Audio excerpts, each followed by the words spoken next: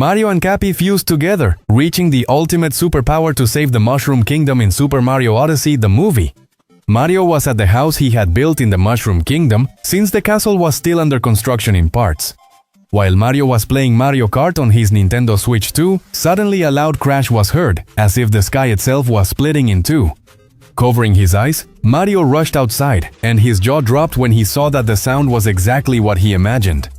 Looking up, he saw how the sky had opened into a space-time rift that connected to the Sand Kingdom. In just seconds, everything began to lift off the ground and was pulled into the space-time rift. The rift kept growing, and its pull became so strong that even Donkey City was swallowed completely. When Mario tried to run back into his house to at least save his Nintendo Switch, it was already too late. Realizing that if he stayed one more second he would be transported, he ran off only to be shocked when the rift suddenly calmed down and stopped absorbing everything. The kingdom was at peace again. Mario then arrived at the Mushroom Kingdom castle and met with Peach, Red Toad, Yoshi, and a Pink Toad as they looked at the map of all the kingdoms. In each kingdom, a space-time rift had opened just like in the Mushroom Kingdom, and now all the kingdoms were merging. Peach, empowered, said, "We must find the one behind all this." Mario insisted he was 100% sure Bowser had something to do with it. But Luigi, more scared than a goat, said, "I don't think it's just Bowser. I think we have company." And indeed, into the hall came someone who was part of all this alongside the main villain. Cappy entered the meeting hall and told everyone, "We must act quickly. I've come to bring you the solution to all this, but I want you to know something I'm partly to blame too." Everyone turned serious, listening to Cappy as he explained everything that had happened. The Hat Kingdom, where Cappy came from, was being invaded by the Koopas and the Koopalings, who wanted to gain power for their king Bowser. Without the strength to stop them, and learning that Bowser was a prisoner in the Mushroom Kingdom, Cappy offered them a deal. He would help free their king in exchange for leaving the Hat Kingdom in peace. So Cappy went to Bowser, and when he found him with his son Junior crying over him because Bowser had turned into a skeleton, Cappy gave Bowser Jr. his magic paintbrush.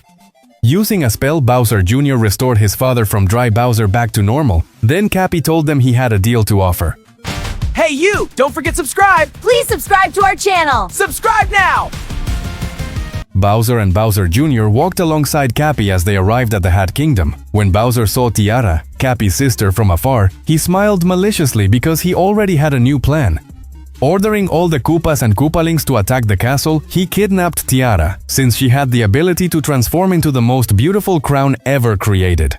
This was the perfect gift for the future bride Bowser was going to force into marriage Peach. After kidnapping Tiara, he left the castle, leaving Cappy looking like a fool. Hearing this story, Mario grew furious and shouted, "Bride? That means he's coming for Peach?"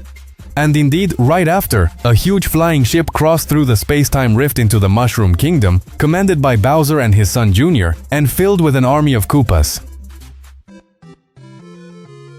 Bowser Jr. charged into the castle and attacked Mario and Luigi. The brothers combined their skills in battle in a spectacular way, keeping up with him, but this was only a distraction. Suddenly, Bowser captured the two Toads in the hall, causing Peach to lose focus. That was enough for a group of Koopas to grab Peach from behind. Team Bowser then escaped, boarding their ship and crossing the portal, leaving the Mushroom Kingdom with Princess Peach kidnapped. Mario looked up from the top of a mountain, wanting to reach the portal but having no way to save his crush. On top of that, he had lost his cap in the battle, leaving him demoralized. At that moment, Cappy said, "I told you that besides admitting my part in this, I came to give you my support." Cappy began to shine and transformed into a cap identical to Mario's, but with eyes. Explaining the abilities Mario could now use, everything suddenly turned in their favor. But Bowser wasn't playing around. Deploying a bullet bill, his intention was to destroy the entire Mushroom Kingdom along with Mario and Luigi. Yet Mario wasn't playing either. Making his right hand shine, he grabbed his cap and threw it toward the bullet bill. That's when Cappy's ability activated. Mario now took control of the giant missile, which suddenly had a mustache and Cappy as its cap. Guiding himself toward the space-time rift, Mario headed straight to the Desert Kingdom where Bowser had taken Peach. Mario landed on the ground with an epic superhero entrance and shouted to Bowser, "You won't get away with this." Throwing his cap, Cappy struck Bowser, and now with a mustache and Mario's cap on his head, Bowser was under Mario's control. Mario, now controlling Bowser, moved his hand and said inside him, "I will use your own strength to destroy your plan." He then charged toward the flying ship to destroy it from within and save Peach. But the ship wasn't unprotected. The Brutals appeared. They were Bowser's new minions, not only his wedding planners but also strong fighters. Landing a heavy blow on Bowser, they broke Cappy's control. Then, striking Mario hard, they knocked him off the ship, leaving him shattered on the ground and unconscious, while he watched Bowser escape through another space-time rift with Peach. Luigi and Yoshi helped Mario, but the blow had been too strong. He remained unconscious for 3 days, during which Bowser almost completely prepared for his wedding with Peach. Now the time for Mario to rescue her had become very short. With the help of his brother, Yoshi, and especially Cappy, they rode their bikes across the Sand Kingdom, passing through all the kingdoms until they found Bowser. But that wasn't the real problem. Every kingdom they crossed had already been visited by Bowser, who left enemies behind to slow Mario down. In the Food Kingdom, for example, they had to fight a giant chicken called Chefarraco, who attacked Mario with soup and food. Every obstacle Mario faced, he overcame with his great skills using Cappy. He controlled huge T-Rexes to get through the Cascade Kingdom, and when enormous lakes or canyons appeared, he possessed Glidden with Cappy's power, a flying lizard that allowed him to advance, overcoming the Sand Kingdom and the kingdoms beyond. But something was wrong. The more kingdoms Mario, Yoshi, and Luigi crossed, the less progress they made. It was as if they were going in circles, finding themselves back in the Sand Kingdom without having found Bowser in any of them.